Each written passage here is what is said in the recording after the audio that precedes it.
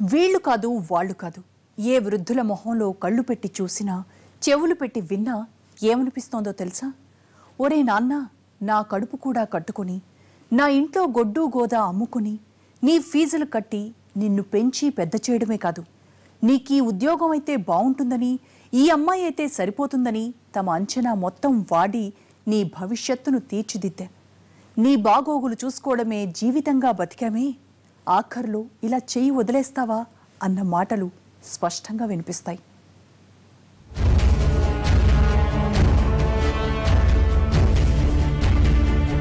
వృద్ధాప్యం ఒక వ్యర్థాప్యంగా మారిందనడంలో అనుమానమే లేదు. కన్న పిల్లల నుంచి ప్రభుత్వ పెద్దల వరకు అందరి ఆలోచన ఇదే. వృద్ధులకంటూ ఏదైనా చెయ్యాలన్న అభిప్రాయం ఎవ్వరిలోనూ కనిపించడం లేదు.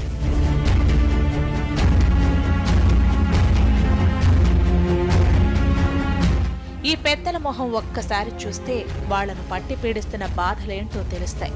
మన దేశంలో జీవన ప్రమాణం 66 ఏళ్లకు పైమాటే. దీంతో వృద్ధులు ఎక్కువైపోతున్నారు. ఈ విషయాన్నెంతో సీరియస్ గా తీసుకోవాల్సి ఉంది. కానీ అందరూ లైట్ తీసుకుంటున్నారు. వాళ్ళ ఆవేదన అర్థం చేసుకోవడమే మర్చిపోతున్నారు. ఇప్పుడు 4 పిల్లలు పెట్టుకొని మీరు ఇక్కడ ఎందుకుంటున్నారు? మీ పిల్లల దగ్గర ఉండొచ్చుగా. ఏమో మమ్మ చేసి రుణమేమో ఆడపిల్లలు వస్తారా? చూస్తున్నారు రుణాలు బంధం. ఏ జన్మములో నేను వచ్చినాను, ఈ జన్మములో నా బిడ్డలయ్యి నన్ను చూడటాకొచ్చారు. మధ్యతరగతి కావచ్చు, ఎగువ మధ్యతరగతి కావచ్చు, బీద బిక్కి కావచ్చు, వృద్ధులను ముఖ్యంగా 3 రకాల సమస్యలు పట్టి పీడిస్తుంటాయి. వయసు పెరిగే కొద్దీ ఆదాయం తగ్గుతూ వస్తుంది. అప్పటి వరకు సంపాదించి పెట్టుకున్న దాంతో కాలు మీద కాలేసుకుని బతికే అవకాశం అందరికీ ఉండదు. దాదాపు ప్రతి బీద మధ్యతరగతి వర్గాలకు చెందిన వృద్ధులందరిది ఒకటే తీరు. అప్పటి వరకు రెక్కలు ముక్కలు చేసుకుని పిల్లల్ని పెంచి పెద్ద చేసి వాళ్లకు పెళ్లిళ్లు చేసేసరికి చేతిలో చిల్లి గవ్వ మిగలదు. దీంతో ఆర్థిక సమస్యలు పట్టి పీడిస్తుంటాయి.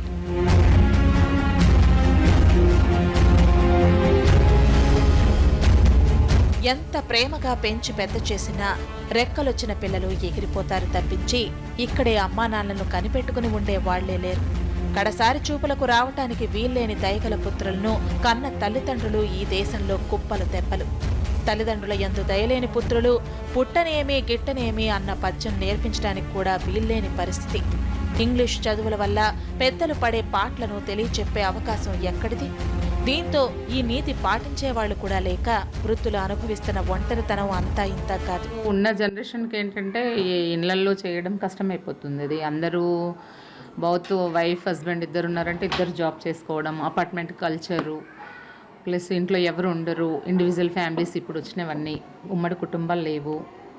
అట్లాంటప్పుడు ఏంటంటే పిల్లలు మార్నింగ్ లేచారంటే ఈవినింగ్ వరకు ఎవరెక్కడ వెళ్తారో తెలియదు. ఇంట్లో వీళ్ళని ఉంచుకొని చేయాలంటే కూడా కష్టం.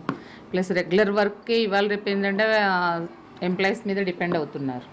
అలాంటప్పుడు ఒక ఓల్డేజ్ వాళ్ళకి సింగిల్, ఇప్పుడు హస్బెండ్ వెళ్ళి ఒకవేళ లేడీస్ ఇంట్లో ఉన్నా చేయాలంటే మూవ్ చేయాలి, సర్వీస్ చేయాలంటే కష్టం. కొంతమంది అట్లా, కొంతమంది ఎఫెక్షన్స్ ఉన్నా కూడా చేసే పరిస్థితుల్లో కొంతమంది స్టేట్స్ వెళ్ళిపోవడము, లేకపోతే ఇంకెక్కడైనా అవుట్ ఆఫ్ స్టేషన్లో ఉండడము. 4 కొడుకులు ఉన్నారంటే 4 దిక్కులో ఉంటారు, వీళ్ళని మూవ్ చేయలేరు. అట్లా కొంతమంది ఏంటంటే ఇంకా అండర్స్టాండింగ్ లేక వైఫ్స్ సపోర్ట్ ఇవ్వక, లేదంటే కొంతమంది చూడాలన్నా ఆయన చూడండి బ్రదర్ నేను ఎందుకు చూడడము అని, ఇలా రకరకాల పర్సనల్ ప్రాబ్లమ్స్. ఎవరి దారి వాళ్లది కావడంతో ఒక తోడంటూ ఉండదు.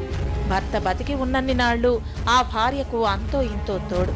ఒక్కోసారి ఆ పెద్దాయన్ను ఆమె ఒంటరి చేసెళుతుంది. వయసు మీద పడే కొద్దీ తోడు లేక పాపం పెద్దవాళ్లు పడుతున్న అవస్థలు అన్నీ ఇన్ని కావు. పిల్లలుంటారు, కానీ వాళ్లేంటో వాళ్ల పిల్లలేంటో. దీంతో అన్నీ ఉండి దిక్కుముక్కు లేకుండా బతుకుతున్న వాళ్ల సంఖ్య లక్షల్లో ఉందంటే అతిశయోక్తి కాదు.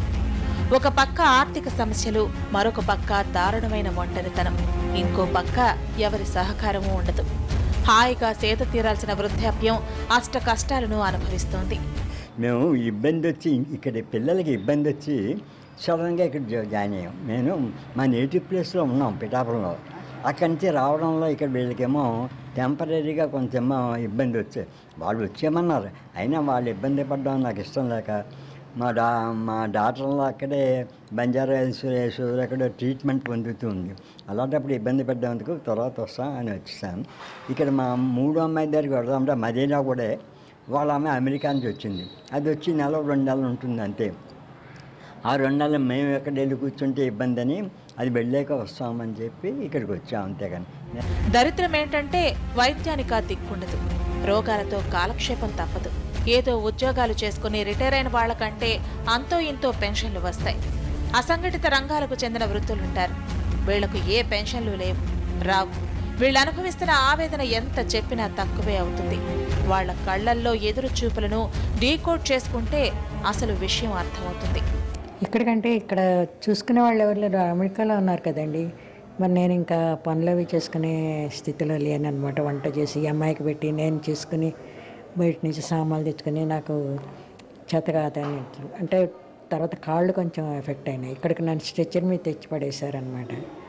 కాళ్ళు చచ్చిపడిపోయాయి అంటారు చూడండి, అలాగా పడిపోయినాయి అనమాట. నడవలేనన్న పరిస్థితిలో ఇక్కడికి వచ్చాక అదేంటి పీటీ చేశారు. ఇక్కడ చేశాక కాళ్ళు వచ్చాయి, ఇప్పుడు నడుస్తానని ఆ పనులు నేను చేసుకుంటాను. మా పట్ల ఈ సమాజానికి ఎందుకింత నిర్లక్ష్యం? ఈ సమాజానికి మేం మరీ అంటరాని వాళ్ళమైపోయామా? ఇప్పటి వరకు దేశం సాధించిన అభివృద్ధిలో అంతో ఇంతో మనవంతు కూడా ఉంది కదా. మరెందుకు ఇటు పిల్లలు అటు ప్రభుత్వాలు మనల్ని ఇలా వెలివేస్తున్నాయని వాళ్ల ప్రతి శ్వాసలో ధ్వనిస్తూనే ఉంటుంది. స్పెషల్ ఫోకస్లో మరో షార్ట్ బ్రేక్. Stay tune.